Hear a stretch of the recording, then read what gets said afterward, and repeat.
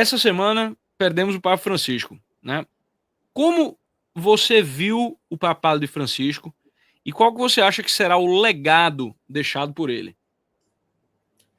Olha, isso que você falou, eu concordo plenamente, né? Agora está cheio de vaticanista, Sim, teólogo, tem assim, e é um fenômeno curioso, né? Porque hoje, com esse negócio das redes sociais, a gente até conversava aqui um pouquinho antes de entrar, a coisa capilarizou muito mais. Eu acho que vai ser dos conclaves modernos, acho não, tenho certeza, dos conclaves modernos é o mais, digamos assim, assistido em tempo real e reportado em tempo real. Mesmo a eleição do Papa Francisco, 2013, já estava forte esse negócio de rede social e tudo mais. Tanto eu fiquei sabendo, por exemplo, da renúncia do Bento XVI, porque eu acordei com uma notificação de celular, sábado de manhã, lá eu acordei com a notificação, pô, o Papa renunciou.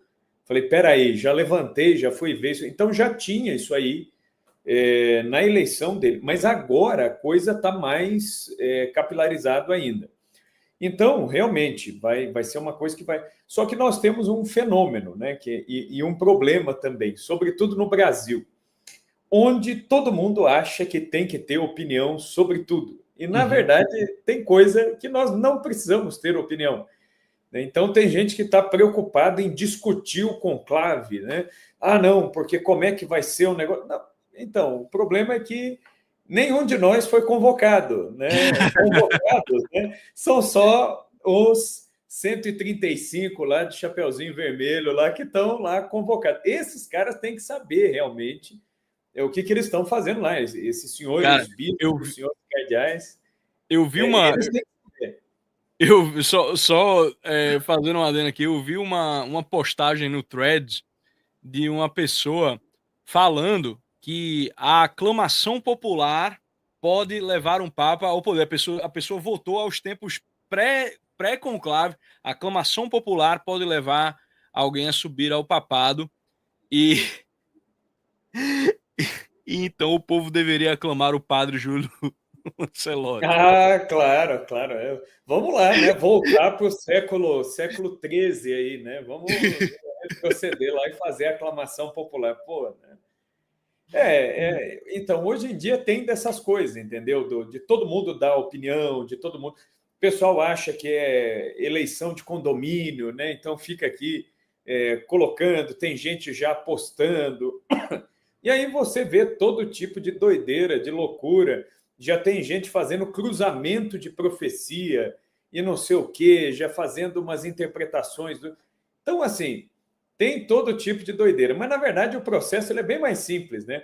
Porque o que acontece nesse período? Como é um evento que tem toda uma tradição, tem toda uma coisa, isso acaba chamando muita atenção e despertando essas coisas. E, no fundo, né, o que acontece?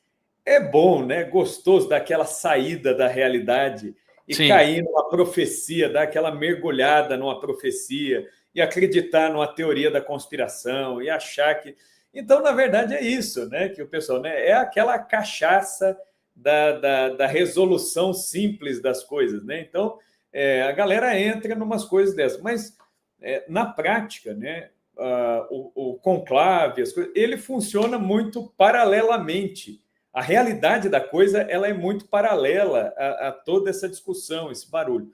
E aí o que você falava aí, né, do que eu vejo como legado assim do papado de Francisco é o seguinte: é um papado que ele deixa uma marca de inovação em muita coisa, mas de ambiguidade também em muita coisa.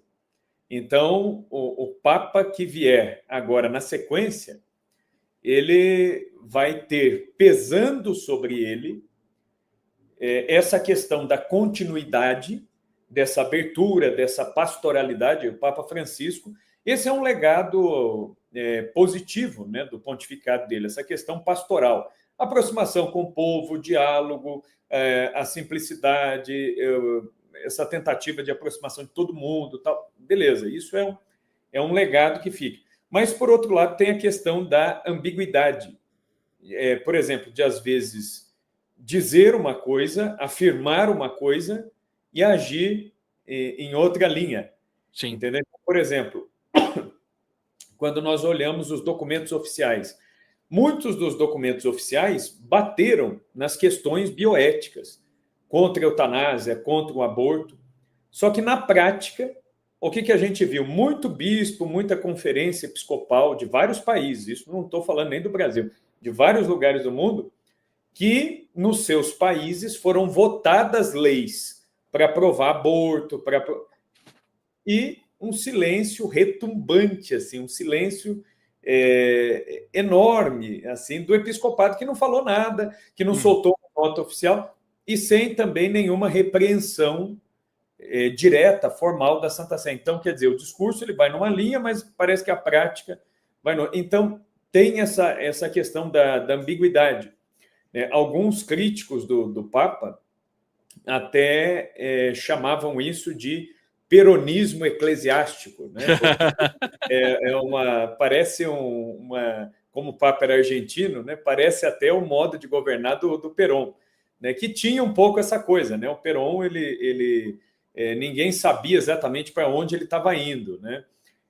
Tem até uma história que se conta na biografia do Perón de um sobrinho dele que era político e não tinha entendido direito, e falou para o próprio tio, falou: tio, eu não estou entendendo esse negócio porque eu não sei para onde o senhor quer ir. Ele falou: não, entra aqui no gabinete, senta aí e me observa. Você vai ver como é que eu governo. Aí entrou um político de esquerda argentino, enlouquecido lá, com a questão de leis trabalhistas que iam ser derrubadas no Congresso. E o Perón ouviu o cara e concordou com o cara e falou: não, o que você está falando? Você está do lado dos pobres, dos trabalhadores, eu não tenho como contrariar você e não sei o quê. E o cara saiu feliz. Chegou carrancudo, pesado, e saiu feliz.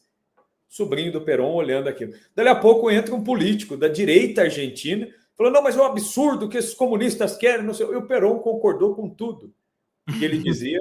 Falou: não, eu não tenho como discordar de você. E falou a mesma coisa. E o sujeito saiu feliz também. Aí o sobrinho dele falou: pô, eu não estou entendendo.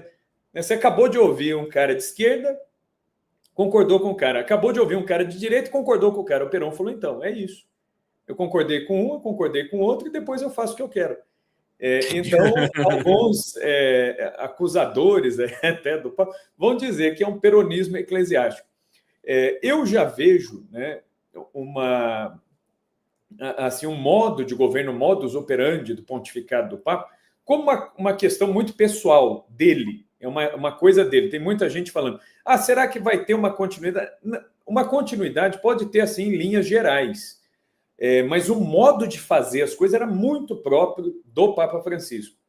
E a gente aqui pode correr dois riscos agora, né? Que é um risco que alguns, eu já tenho visto isso em rede social, a gente vê isso, que é de canonizar o Papa. Não, tá tudo certo, tudo lindo. Eu já vi até gente falando: não precisamos rezar pela alma do Papa, porque o Papa já está... Quando ele falou: opa, peraí. A igreja diz que o sujeito que não é canonizado, por mais que você tenha toda a estima, tudo pareça que o cara já está no céu, indique que o cara já está no céu, você tem que rezar por ele. E o Santo Padre, né, também, ele merece o quê? As nossas orações aqui. Então, não se trata nem de canonizar e nem de demonizar também, né, mas de olhar a coisa com justiça.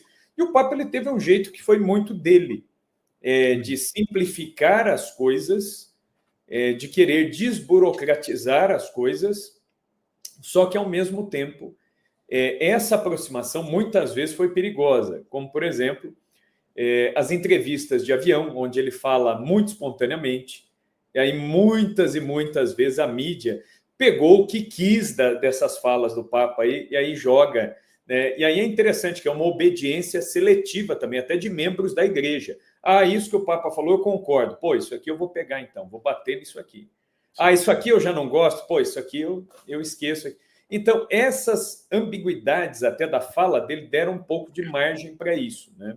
Sim. Poxa, isso é uma marca realmente do papado dele, né? Eu lembro, né, quando ele foi eleito Papa, né? Era a época do Obama, né? Isso. Então, o mundo tava todo numa numa embriaguez de sucesso, assim, né? De tipo de progressismo e tal. Tipo, eita, agora temos o primeiro presidente negro dos Estados Unidos. Será que teremos o primeiro Papa negro? Como os africanos são muito reacionários, né? Costumam ser mais conservadores. Tá bom, não teremos o Papa africano, mas teremos o Papa argentino. E aí veio, né? O Papa Francisco, ele subiu a um lugar no qual várias expectativas já estavam sendo criadas sobre ele, independentemente dele querê-las ou não, né? Então, assim, o mundo progressista inteiro já estava esperando que viesse um Papa progressista, né? E tal. E os opositores também, né? E uma última parada que a gente tem que falar é isso aqui, né? É o nosso canal de cortes, que voltou agora, tá bombando, já tem 588 inscritos. Pessoal, aí tem cortes maravilhosos, inscrevam-se no canal.